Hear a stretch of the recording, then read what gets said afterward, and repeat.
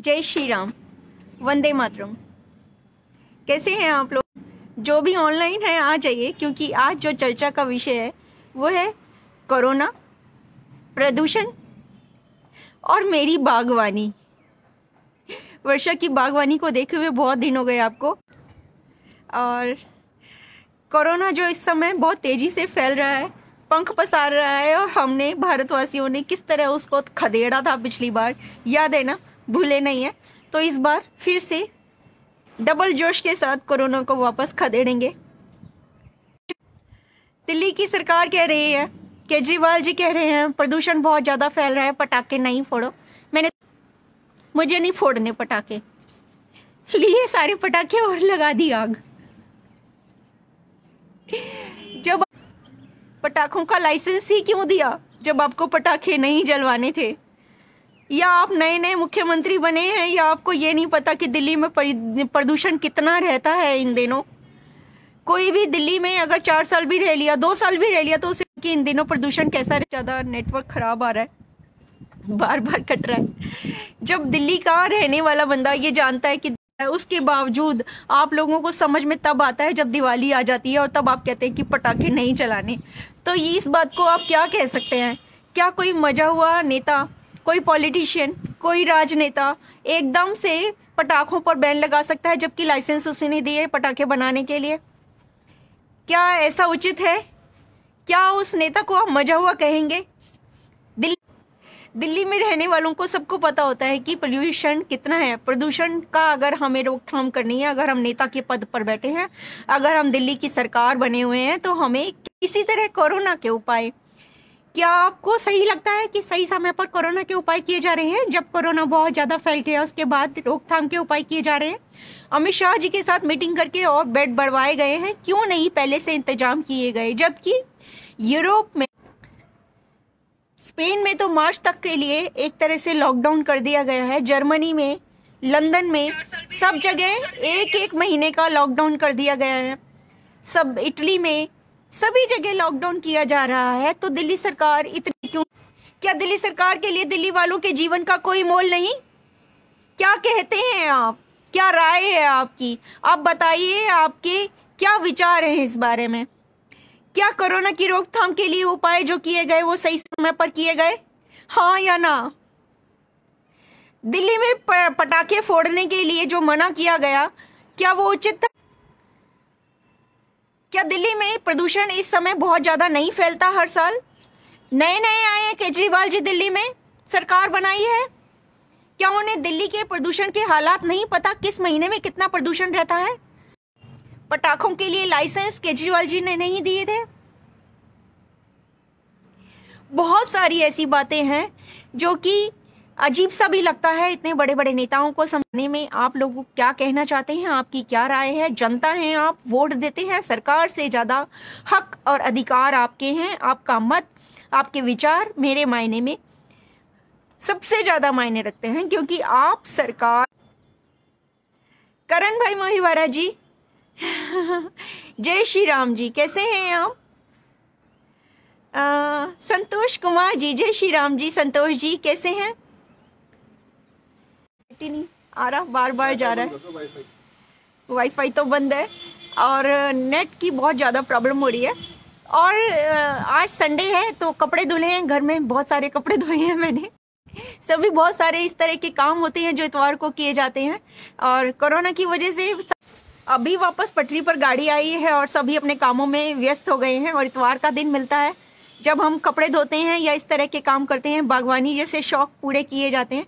तो मैंने भी आज बागवानी करी, हल्दी लगाई थी, तो हल्दी तैयार गांठें हैं, तो आज हल्दी की गांठें अदरक निकाल कर ले गई थी। अदरक हल्दी तो मैं छत पर ही लगा लेती हूँ गमलों में। और टमाटर की पौध बहुत सारी तैयार करी थी, बहुत सारी बांट करी, अभी तैयार हैं, तो उनको अलग अलग गमलों में रोपनी है। दिखाती हूँ मैं आपको। ये बैक क्यों नहीं हो रहा? हो गया। ये देखिए,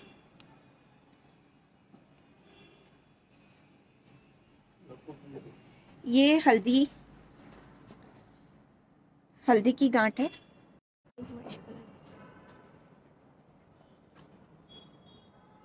तो निकल गया। ये देखिए, ये हल्दी के पत्ते भी बड़े काम के होते हैं। आप इसको भी सब्जी में डाल सकते हैं, काट के धो के, चावल में भी डाल सकते हैं। और ये जो नीचे गांठ है ना जी, ये हल्दी है। मैं बहुत सारी तो तोड़ कर ले गई हूँ नीचे। ये देखिए,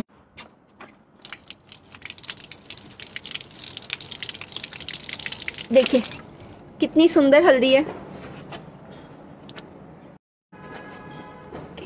सुनहरी हल्दी, ताजी, एकदम ताजी। हल्दी की सूखी गांठ इस तरह उगा सकते हैं, या फिर इस तरह की कच्ची हल्दी आप बाजार से जो भी खरीदते हैं उसको दबा दीजिए, और बहुत जल्दी, मेरे ख्याल 20-25 आता है, ये पौधा बन के तैयार हो जाता है, और 1 महीने बाद इसमें हल्दी आ जाती है नीचे। अदरक इसमें मैंने डाल दी थी, दबा दी थी। जब अदरक सस्ती हो गई थी ना, तो मैंने ज़्यादा ले ली थी, और बाकी सूखी अदरक मैंने इसमें दबा दी थी। सूखी मिट्टी में ही दबा दी थी, मतलब ये देखिए भुरभुरी सी मिट्टी है, इसमें मैंने पानी नहीं दिया ना, ये वो है।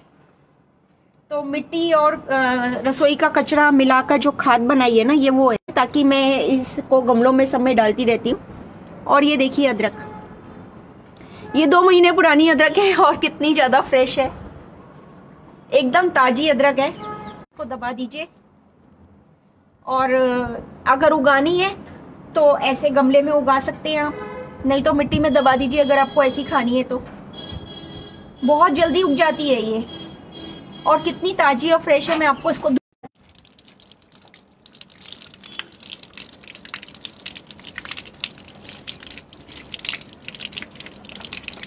ये देखिए बिल्कुल ताजी अदरक, फ्रेश, जैसे अभी खेत से लाए हूँ। कोई कह सकता है ये 2-3 महीने पुरानी अदरक है, तो इनको स्टोर करना भी बहुत आसान है। और हल्दी अदरक आप इसी तरह उगाइए। टमाटर, ये अरबी उगाई हुई है, नीचे अरबी आ रही है उसमें, ये अरबी के पत्ते हैं, ये देखिए, और नीचे अरबी की गांठें उग रही हैं खूब सारी, ताजी अरबी, एकदम फ्रेश, बहुत आसान है उगाने। और ये मिर्ची की पौधा है इसके साथ में, ये हरी मिर्च की है, और ये टमाटर की, और ये बहुत सारी ये टमाटर की ये पौध तैयार हैं, ये बांट के रखी हैं, जो चाहिएगा ले जाएगा। ये भी हल्दी है, ये भी हल्दी है, और इतने छोटे से, देखिए इतने से गमले में आ जाती है, बहुत हल्दी उग जाती है इतने से गमले में। तो आपको मुश्किल से 1 किलो मिट्टी चाहिए होती है, उसमें आप बहुत सारी अदरक हल्दी उगा सकते हैं। तो इस तरह बागवानी के शौक भी हम संडे को पूरे कर सकते हैं। ये भी अरबी है, के पकौड़े बन जाते हैं, और नीचे अरबी की गांठें आ जाती हैं। तो इस तरह के शौक हैं। और ये कपड़े धुले हैं, बहुत बड़ा आ रहा है, बहुत ज़्यादा बड़ा आ रहा है। तो इस तरह शौक पूरे कर सकते हैं आप बागवानी के, घर के अंदर आराम से ताज़ी सब्जी, बहुत मुश्किल नहीं है। और ये मैंने दिवाली के फूल भी जो बाहर लगाए थे वो भी धो के रख दिए हैं, अगले साल काम आएंगे। ये सारे पानी में से धो के ये रख दिए। अभी धूप लग रही है, धूप लगने के बाद पैक करके रख दूंगी, ताकि नए साल पर सजा सकूं या अगले साल दिवाली पर सजा सकूं। तो ये जो बागवानी का शौक़ है ये आप आराम से पूरा कीजिए, और कोरोना से बचे रहिए। थोड़ा सा सोशल डिस्टेंसिंग रखेंगे। 14-15 दिन में अगर वायरस आ भी गया है तो बहुत जल्दी चला जाएगा। आपको तो पता ही है, उसे जीने के लिए ज़्यादा से ज़्यादा 14 दिन चाहिए होते हैं। किसी के बॉडी में एंटर करता है 14 दिन तक वो एक्टिव रहता है। बस उससे बचने का बहुत आसान तरीका है, हमें पता है। अब तो हमने लॉकडाउन में ये तो सीख ही लिया कि किस तरह कोरोना के वायरस को भगाया जाता है। जब यूरोप और अमेरिका त्राही कर रहे थे और किसी भी तरह उनके समझ में नहीं आ रहा था कैसे भगाएं, हमारे मोदी जी ने बहुत डाउन करके सबसे हमारे देश से कोरोना को भगा दिया था। और ये सेकंड फेज़ है, सबको पता था सेकंड फेज़ आएगा और हम इसके लिए तैयार थे। लेकिन एक बात तो मुझे बताइए, ये जो फ़ोन में बहुत जैसे हम किसी को फ़ोन मिलाते हैं तो बड़ी लंबी पहले तो यही आती है कि ये कोरोना के बारे में बहुत लंबा बात बोलते हैं। तो अगर हमें किसी से कोई अर्जेंट बात करनी होती है और हमें उसके लिए वेट करना पड़ जाता है, तो क्या ये उचित है? और अब तो सबको इतनी ज़्यादा कोफ्त होने लगी है और सबको पता है कि ये ऐसे बोलेंगे तो फ़ोन ही थोड़ी देर के लिए दूर कर देते हैं कान से। तो अगर इसकी जगह सिर्फ एक सेकंड का सिर्फ एक लाइन बोले कि कोरोना से बचाव में सहयोगी बनिए या कोरोना से बचाव रखिए, या सिर्फ एक ही बोले तो हर कोई सुनेगा भी और अलर्ट भी रहेगा, और इतना किसी का टाइम भी वेस्ट नहीं होगा। बहुत सारे लोगों की बहुत सारी अर्जेंट किसी को कुछ बोलना था किसी को, लेकिन वो इतनी लंबे समय तक वो कोरोना का वो बचता रहा, तो वो समय पर उनको आगाह नहीं कर पाए। तो सही है, शिकायतें सही हैं, तो इसके लिए हम सरकार को आगाह कर सकते हैं। इसके लिए भी आप अपनी आवाज़ उठाइए और सरकार को आगाह करिए कि जो फ़ोन उठाने पर, फ़ोन की घंटी बजने पर इतनी लंबी जो बजती है कोरोना के बारे में, वो गलत है। सिर्फ बोलनी है कि कोरोना से सावधान, बस इतना, 3 अक्षर ही बहुत है ना। तो इसके लिए सरकार को अगर हम कहेंगे सारे मिलकर, तो सरकार को सुनना, और ये लॉजिकल भी है। तो हमें इन छोटी छोटी बातों पर अपनी आवाज़ उठानी चाहिए सरकार को। नेट की प्रॉब्लम मुझे बहुत ज़्यादा आ रही है, बार बार नेट कटे जा रहा है, लेकिन आप मेरी बात समझ गए होंगे। अगर आप मेरी बातों से सहमत हैं, मेरी हाँ में हाँ मिला रहे हैं या असहमत हैं, तो नीचे कमेंट में ज़रूर लिखिए, अपनी राय ज़रूर दीजिए, पता लगे कि मैं सही हूँ या गलत, और हमें इस बारे में अपनी आवाज़ उठानी चाहिए या नहीं।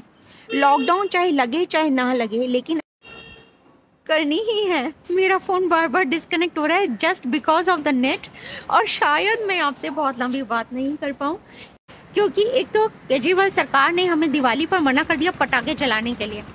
पटाखे बनवाए ही क्यों, लाइसेंस ही क्यों दिए? क्या केजरीवाल सरकार दिल्ली में नहीं आई है? उन्हें ये नहीं पता कि दिल्ली में प्रदूषण कितना होता है अक्टूबर नवंबर में? पहले तो लाइसेंस दे दिए, पटाखे बनवा दिए, और पटाखे क्या करेंगे? स्टोर करेंगे उसको, ताकि उसमें कहीं आग लग जाए, या फिर उसको जला देंगे। जैसे फसल काम नहीं आ रही किसी के, तो उसको आग लगा दो, इसी तरह पटाखे नहीं जलाने तो उसको आग लगा दो। यही करवाना चाह रही थी केजरीवाल सरकार। नहीं आया मुझे उसको पटाखे जलाने के लिए मना करने का लॉजिक ही नहीं।